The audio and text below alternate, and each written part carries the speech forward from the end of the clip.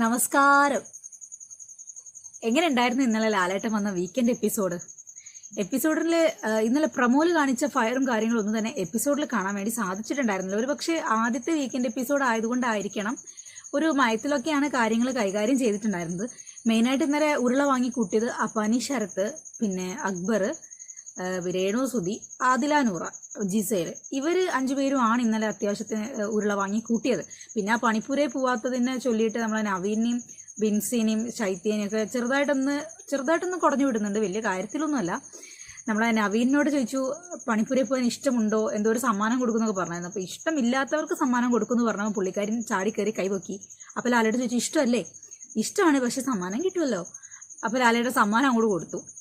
ഇനി ആ പ്രദേശത്തേക്ക് പോകരുത്, പണിപ്പുരയിലുള്ള തൻ്റെതായ വസ്തുക്കളൊന്നും കിട്ടില്ല, പണിപ്പുര ടാസ്കിൽ പങ്കെടുക്കാൻ പറ്റില്ല എന്ന് അങ്ങോട്ട് അടച്ചു പറഞ്ഞു. പോയേ കിളി ഏത് വഴി എത്ര കിളികൾ മാറിപ്പോയി എന്നുള്ളതിനെ കുറിച്ച് ഒരു വിവരവുമില്ല. അത് കഴിഞ്ഞതിന് ശേഷം നമ്മളെ അപ്പാനി ഭയങ്കര മെയിൻ കാണിക്കാനൊക്കെ നോക്കി. ലാലേട്ടൻ്റെ കയ്യിൽ നിന്ന് നല്ല വാങ്ങി കെട്ടിയിട്ടുണ്ട്. അനീഷ് സംസാരിക്കുന്നതിൻ്റെ ഇടയ്ക്ക് അപ്പാനി എന്തോ പറയാൻ ഉദ്ദേശിച്ച സമയത്ത് ലാലേട്ടൻ കുറച്ചൊന്ന് റൈസായി. അപ്പോൾ പുള്ളിക്കാരനത് വല്ലാതെ കൊണ്ടു. പുള്ളി ഇങ്ങനെ ഇരുന്നിട്ട് ഇങ്ങനെയൊക്കെ ഇരുന്ന് ഊതുന്നുണ്ട്. ഇപ്പോൾ ഈ ഊത്ത് കണ്ടപ്പോൾ എനിക്ക് തോന്നി പുറത്തെങ്ങാനായിരുന്നെങ്കിൽ ലാലേട്ടനെ പിടിച്ച് അടിച്ചേനെ. അമ്മാരി വലിയ ഊത്തൊക്കെയാണ് ഊതുന്നത്. പിന്നെ പുള്ളി അല്ലെങ്കിൽ പുള്ളിക്കാരൻ കുറച്ച് ഓവർ ദേഷ്യമൊക്കെ അധികമാണ്. എല്ലാവരും മെക്കിട്ടും ചാടി കടിക്കുക, വല്ലാതെ ശബ്ദം ഉയർത്തുക. ഒരു സിനിമ സെലിബ്രിറ്റി ആയതുകൊണ്ടും ആർട്ടിസ്റ്റ് ആയതുകൊണ്ടും പുറമെ ഭയങ്കര സപ്പോർട്ടായിരിക്കും എന്നാണ് പുള്ളിക്കാരൻ കരുതുന്നത്. അങ്ങനത്തെ ഒന്നുമില്ല. എനിക്ക് തോന്നുന്നു ഒരു 10% പോലും സപ്പോർട്ടില്ല എന്നാണ് തോന്നുന്നത് അപ്പാനിക്ക്.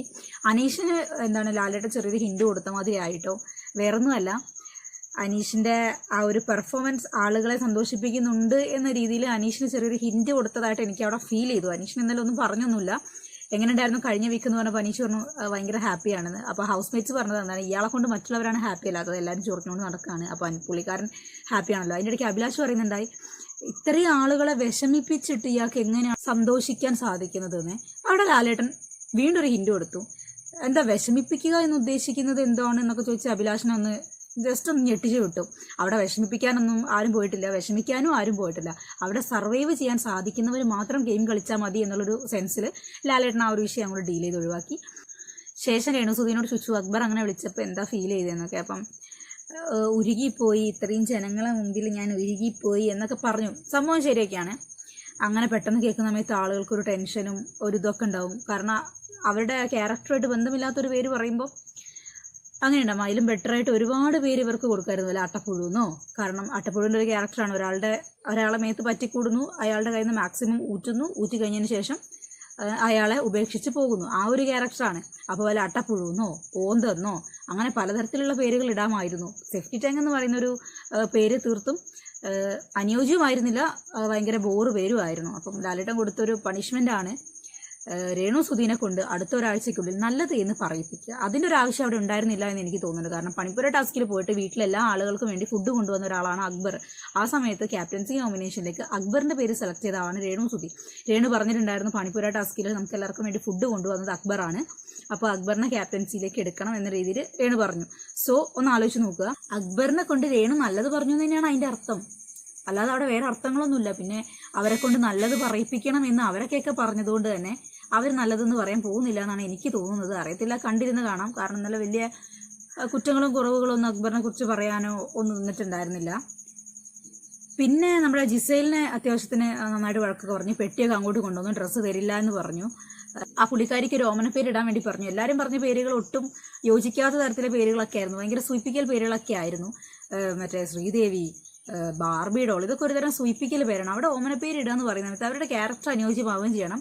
അപ്പോൾ ആ ക്യാരക്ടറിന് അനുയോജ്യമായിട്ട് രേണു പെട്ടെന്നിട്ട പേരാണ് ബ്യൂട്ടി പാർലർ. അക്ഷരാർത്ഥത്തിൽ ആ പേര് 100% ജിസയിൽ ചേരുമായിരുന്നു. കാരണം ബ്യൂട്ടി പ്രൊഡക്ട്സ് കാര്യങ്ങളൊന്നും ഇല്ലാണ്ട് ആ പുള്ളിക്കാരിക്ക് ജീവിക്കാൻ സാധിക്കില്ല. അപ്പോൾ ബ്യൂട്ടി പാർലർ എന്നുള്ള പേര് അനുയോജ്യമാണ്. സോ ടാസ്ക് വൈസ് നോക്കുകയാണെങ്കിൽ ഇങ്ങനത്തെ ടാസ്കും കാര്യങ്ങളൊക്കെ കിട്ടുന്ന സമയത്ത് പുള്ളിക്കാരി പെർഫോം ചെയ്യുന്നുണ്ട്. ഫിസിക്കലായിട്ട് വരുന്ന ടാസ്കുകളിലൊക്കെ ഒന്നും ഒട്ടും ആക്റ്റീവ് ആവുന്നില്ല. ഇങ്ങനെ വായ കൊണ്ട് പറയുന്ന ടാസ്കിൽ സംസാരിക്കുന്നുണ്ട് എന്നല്ലാതെ. അതിനുശേഷം ലാലേട്ട സ്ക്രീനിൽ ഒരു വലിയ വീഡിയോ ക്ലിപ്പ് ഒന്ന് പ്ലേ ചെയ്ത് കാണിക്കുന്നുണ്ട്.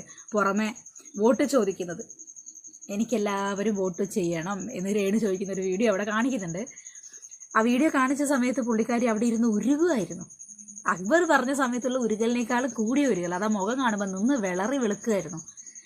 അപ്പോൾ പിന്നെ ലാലേട്ടനോട് ചോദിച്ചപ്പോൾ എൻ്റെ കസിനാ എൻ്റെ കസിനാ എൻ്റെ പൊന്നോ ഒരു കസിനേ, ഇതൊക്കെ ശ്രദ്ധിക്കേണ്ട കസിനേ, വെറുതെയാണ് കസിന്. പിന്നെ ഇത്രയും കാലം കാണാത്ത ഒരു കസിൻ അങ്ങ് പൊന്തി വരിക. കുറച്ചു കാലം മുമ്പ് തന്നെ ഇവരുടെ യൂട്യൂബ് കാര്യങ്ങൾ കൈകാര്യം ചെയ്യുന്നത് വേറൊരു ടീമാണ് എന്നുള്ള കാര്യങ്ങളൊക്കെ പുറമെ സോഷ്യൽ മീഡിയയിൽ വലിയ ചർച്ചയായിട്ടുള്ളതാണ്. കസിൻ അയ്യോ ഞാനിത് ഇടാൻ പറ്റുമെന്ന് ചോദിച്ചാൽ അത് കഴിഞ്ഞതിന് ശേഷം ഭയങ്കര മാരക പ്രകടനം കാര്യങ്ങളൊക്കെ ഉണ്ടായിരുന്നു. ഇത് പറ്റത്തില്ല. കാരണം എന്താണെന്ന് വെച്ച് കഴിഞ്ഞാൽ കഴിഞ്ഞ സീസണിൽ ഋഷി ഇട്ടിരുന്നു ആരൊക്കെയോ പറഞ്ഞു. കഴിഞ്ഞ സീസൺ പോലെയല്ല ഈ സീസൺ. ഇത് 7ന്റെ പണിയാണ്. ഒരുപാട് കാര്യങ്ങളിൽ മാറ്റങ്ങളുണ്ട് എന്നുള്ള കാര്യങ്ങളൊക്കെ ബിഗ് ബോസ് തുടങ്ങുന്നതിന് മുമ്പ് പ്രൊമോകളിലും ലാലേട്ടൻ്റെ വീഡിയോസിലും ഒക്കെ തന്നെ അറിയിച്ചൊരു കാര്യമാണ്. അങ്ങനെ ഇരിക്കെ ഇങ്ങനത്തെ കാര്യങ്ങൾ പുറമെ ചെയ്യുന്ന സമയത്ത് അത് ഫൗൾ പ്ലേ തന്നെയാണ്. അതിനെ ഒരു രീതിയിലും ന്യായീകരിക്കാൻ പറ്റത്തില്ല. പക്ഷെ ന്യായീകരിച്ചുകൊണ്ട് രേണു സുധി ക്യാമറയ്ക്ക് മുമ്പിൽ ലാലേട്ടൻ പോയി കഴിഞ്ഞതിന് ശേഷം കൂപ്പുകൈകളോടെ ഇങ്ങനെ വന്നു നിന്നിട്ട് ക്ഷമിക്കുക ജനങ്ങളെ, ഇത് ഞാനല്ല. കാരണം പുള്ളിക്കാരി ചെയ്ത തെറ്റുകളിൽ നിന്ന് പുള്ളിക്കാരി അങ്ങോട്ട് മാറി നിന്നിട്ട് അതെല്ലാം കൂടെ വീട്ടുകാരെ പിടലേക്ക് വെച്ചു കൊടുക്കുന്നൊരു പരിപാടി അവിടെ ചെയ്തു. അവർക്കറിയാം വീഡിയോ എടുത്തത് രേണു സുധിയാണ്, അവിടെ സംസാരിച്ചത് രേണുവാണ്. അപ്പോൾ രേണുവിനെ അറിയാം ഇത് പോസ്റ്റ് ചെയ്യാൻ വേണ്ടിയിട്ടാണ് എടുക്കുന്നത് എന്നുള്ളത്. ഇതൊരു ഇഷ്യൂ ആയിട്ടുണ്ടായിരുന്നില്ല എന്നുണ്ടെങ്കിൽ ഇതിൻ്റെ ഫുൾ ക്രെഡിറ്റ് വേണമെങ്കിൽ രേണു എടുത്തേനെ. പക്ഷെ ഇതൊരു ഇഷ്യൂ ആയതുകൊണ്ട് എന്താക്കണം, വേഗം വീട്ടുകാരെയും കസിനെയും പെടലേക്ക് അങ്ങോട്ട് വെച്ചു കൊടുക്കുക. എൻ്റെ കസിനെ ഇതൊക്കെ ഒന്ന് ശ്രദ്ധിക്കുക കസിനെ, ഇനി ഇങ്ങനത്തെ വീഡിയോസ് ഒന്നും ഇടരുത് കസിനെ എന്നൊക്കെ പറഞ്ഞ് കസിനെ വീണ്ടും നമ്മൾ വിശ്വസിക്കണമല്ലോ കസിനാണെന്ന്. അപ്പോൾ ഒരു 4-5 വട്ടം കസിൻ എന്ന് പറഞ്ഞിട്ട് അതെടുത്ത് പറയുന്നുണ്ട്. അപ്പം കസിനോട് ഈ വക കാര്യങ്ങളൊക്കെ പറയുന്നുണ്ട്. ഇനി ഇങ്ങനത്തെ കാര്യങ്ങളൊന്നും ഇടരുതേ പ്രേക്ഷകരെ, ഞാൻ അറിഞ്ഞില്ലായിരുന്നു എന്ന് പറയുന്നത് ശരിയായിട്ടുള്ളൊരു കാര്യമല്ല. അതിനോട് ഒട്ടും യോജിക്കാൻ പറ്റില്ല. അവരറിഞ്ഞുകൊണ്ടാണ് ആ വീഡിയോ എടുത്തത്. കാരണം അതിൽ സ്വരവും രൂപവും കാര്യങ്ങളൊക്കെ രേണുവിൻ്റേത് തന്നെയായിരുന്നു. അപ്പോൾ അറിയാതെ പറ്റിപ്പോയി എന്ന് പറയരുത്. ഇത് പോസ്റ്റ് ചെയ്യും എന്നുള്ള കാര്യം നേരത്തെ അറിയാമായിരുന്നു. വീക്കെൻഡുകളിലേക്കുള്ള വീഡിയോസും കാര്യങ്ങളും ഓൾറെഡി എടുത്തു വെച്ചിട്ടാണ് പുള്ളിക്കാരി ബിഗ് ബോസിനകത്തോട്ട് പോയിട്ടുണ്ടായിരുന്നത്. അപ്പോൾ അറിയില്ലായിരുന്നു എന്ന് പറയുന്നത് തെറ്റാണ്. ഞാൻ ചോദിച്ചതാണ് ഇത് ശരിയാവുമോ, ഇത് ശരിയാവത്തില്ലേ, പ്രശ്നമാവുമോ എന്നൊക്കെ ഞാൻ ചോദിച്ചതാണ്. അപ്പോൾ അങ്ങനെ പ്രശ്നമാവുന്ന ഭയം ഉണ്ടായിരുന്നെങ്കിൽ വേണ്ട ചെയ്യരുതെന്ന് തീർത്ത് പറയണമായിരുന്നു. ഇത് പറഞ്ഞില്ലല്ലോ.